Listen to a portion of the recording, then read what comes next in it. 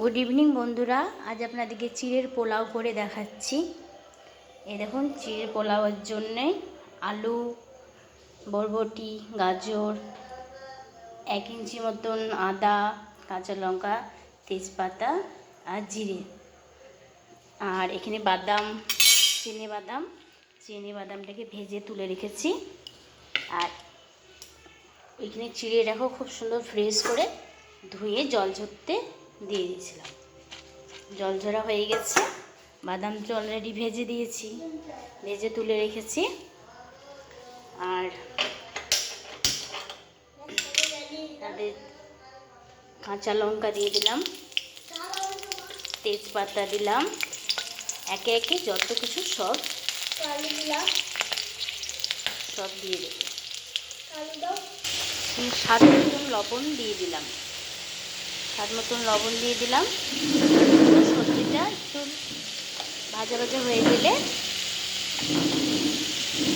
আর আমার মেয়ে আজকে বলছিল, মা অনেক দিনে খাইনি চিড়ের পোলাও, খাবো, আজকে করো মা। মেয়ের আবদারে আজকে চিড়ের পোলাও বানাচ্ছি। একটু ঢাকা দিয়ে দিই, হালকা ঢাকা দিয়ে দিই, ঢাকা দিলে সবজিটা খুব সুন্দর ভাজানো হয়।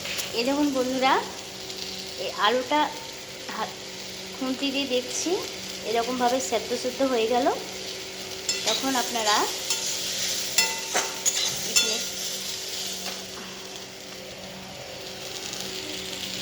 এই পর্যায়ে আপনারা পরিমাণ মতন হলুদ দিয়ে দেবেন।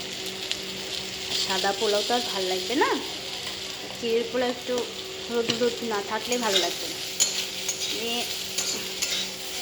একটু লো ফ্লেমে করে চিড়েটাকে, সবাই বলে চিড়ে লেগে যায়, হয় না ভালো, ওটা ভুল ধারণা। চিড়েটাকে তাড়াতাড়ি ধুয়ে 2 থেকে 3 বার ধুয়ে দেবেন, দিয়ে চিড়েটাকে আপনারা জল ঝরতে দিয়ে দেবেন। তাহলে দেখবেন চিড়ের পোলাওটা একটাও লাগবে না, আর খুব সুন্দরভাবে চিড়ের পোলাওটা হবে। আর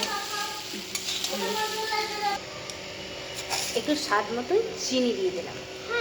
বাঙালিদের তো আবার চিনি ছাড়া ভালো লাগে না, তাই চিনি দিলে সব জিনিসটা খেতে খুব সুন্দর হয়। চিনি দেওয়ার পর 2 থেকে 3 বার লেড়ে নেবো। আর আপনাদের যদি মেঘি মশলা থাকে বাড়িতে, মেঘি মশলাটা পরিমাণ মতন একটু সামান্য দিয়ে দেবেন। মেঘি মশলা তো সবাই খেতে ভালোবাসে, ছোট থেকে বড়রা সবাই, বাচ্চারা তো ভালোই বাসে, সেটা তো আমি বললেও আর না, কিন্তু এটা তো খুবই ভালো লাগে। চিড়ের পোলাওটা দেখুন, এই দেখুন আমার চিড়ের পোলাও রেডি। কেমন হয়েছে বন্ধুরা? আপনারা লাইক করবেন, সাবস্ক্রাইব করবেন, কমেন্ট করবেন, আর একবার প্লিজ আপনারা একবার বানিয়ে খাবেন, ঘরে একবার ট্রাই করে দেখবেন, খুবই ভালো লাগে খেতে। আর বাচ্চাদের তো কালারফুল জিনিস খুবই পছন্দ, আপনারা বাচ্চাদের জন্য একবার করে দেখবেন। টাটা বন্ধুরা।